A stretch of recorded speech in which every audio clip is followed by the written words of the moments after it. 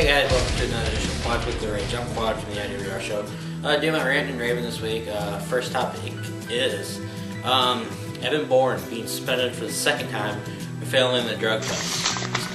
It's sad how such a good wrestler can, I guess, fall on his face. Everybody has faults and everybody has stuff that goes on behind the scenes that not many people know about. But when you get suspended twice, I guess for the same thing, kind of turned into the Jeff Hardy of WWE. What the hell is Straight Edge mean again? He was a tag champ, and they dropped it to Primo and Epic Co. at a house show in Oakland. I've been watching wrestling for about 2 years now, and that's the first time I've ever heard about it. Then I asked J-Man, and J-Man thinks it's outrageous booking. So, I don't get why they just couldn't do it on Raw because they had that rematch clause.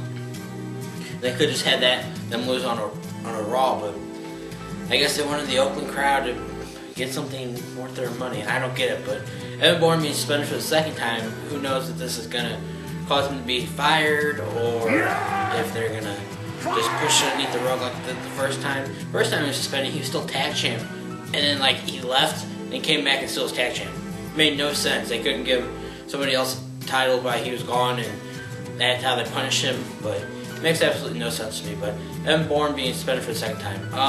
My second topic is one that actually is kind of I think it's funny, but some people think it's actually a very serious topic. It's how people overreact about weather. Okay, we live in Missouri. Missouri's weather is one day it's 75, next day it's 12, next day it's 75, next day it's 13. Counting to 100. 1, 2, 3, 4. Freezing rain. It makes no sense. You cannot have it like in wintertime. You cannot have a straight week with everything being somewhat similar in temperature. But whenever they ever forecast snow,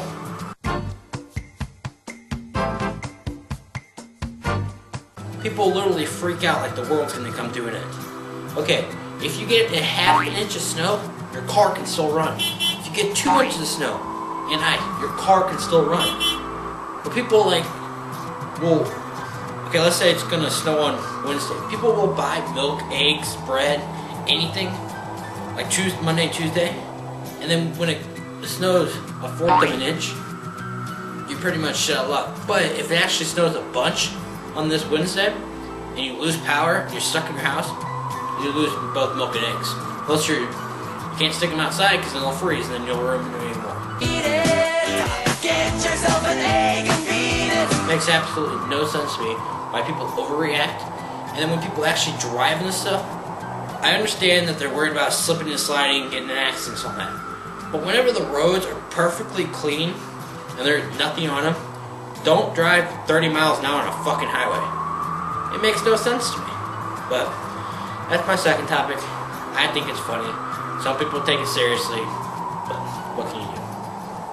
My third topic is the NFL playoffs. Championship rounds is coming actually tomorrow.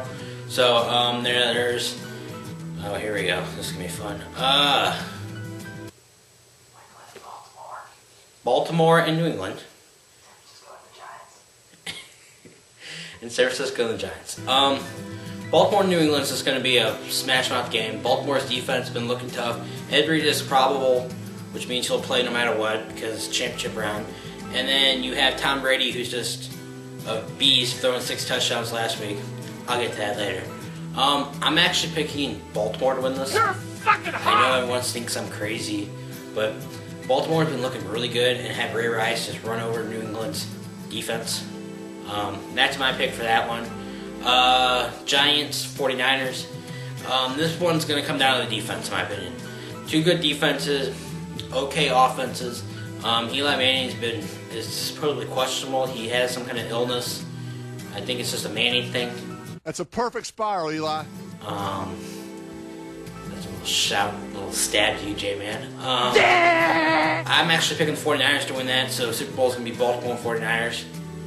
All I really want, I just don't want the New England to be in the Super Bowl. That is my only thing I don't want is because New England's just turned into the Yankees of the NFL. So, but coming off that, last week Denver got eliminated, and somehow we still are talking about Tim Tebow. And how he was injured last week. He had a punctured lung and a punctured vagina. And he pushed his way through the second half, and he just manned up, and Jesus helped him through this. Okay, I'm a religious guy, but I'm pretty sure Jesus had no control of what the fuck Tim Tebow was doing. Tim Tebow got lucky. Literally, he threw a pass and looked like a dead duck, and somebody caught it, and that's pretty much how Tim Tebow does it. He doesn't have Jesus' powers. Everyone thinks he does when he comes back in the fourth quarter and battles bad. Oh, he was injured. Okay, you have a punctured lung. You have shoulder pads that go down to right here. Usually quarterbacks have rib pads on. I think it's called vaginitis is what I think it's called.